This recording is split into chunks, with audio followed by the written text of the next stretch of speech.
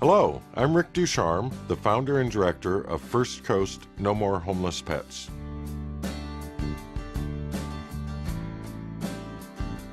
I founded First Coast No More Homeless Pets with the mission of ending the killing of dogs and cats in our shelters.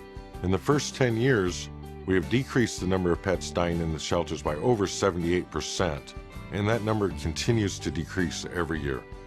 In Jacksonville, Florida, we first started with programs that would decrease the number of pets entering the shelter. We then added programs that would increase the number of pets leaving the shelter alive, and we've actually worked that to the point now where those numbers are almost meeting, so that the numbers of pets entering the shelter are equal to the number of pets leaving the shelter alive. And that's our goal with the surrounding counties, which we've been successful with so far. First Coast No More Homeless Pets operates the largest spay and neuter clinic in the country. We currently do 25,000 plus surgeries every year, and that's impressive, but the most impressive thing is that 85% of those surgeries are targeted and subsidized at segments of the population that contribute the most to pet overpopulation. For instance, low-income pet owners, pit bulls, community cats, and such like that. And that is really what makes the difference between us and so many other spay and neuter clinics out there, is that we are focused on solving a problem, not just doing a high volume of spay and neuters.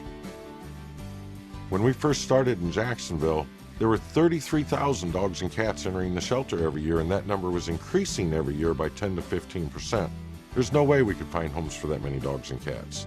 But now that we've decreased the number of pets entering the shelter, this past year, that number was less than 16,000 pets entering the shelter, and so that makes it a lot more reasonable volume of homes to find for the homeless pets.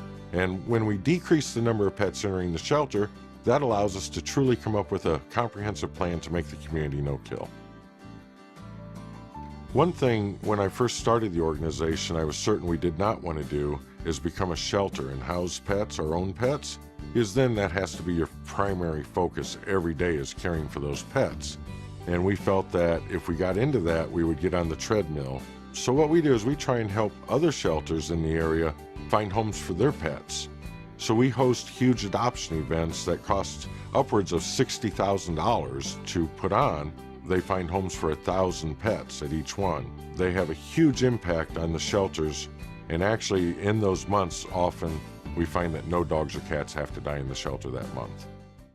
With your help, we can continue to do this life-saving work.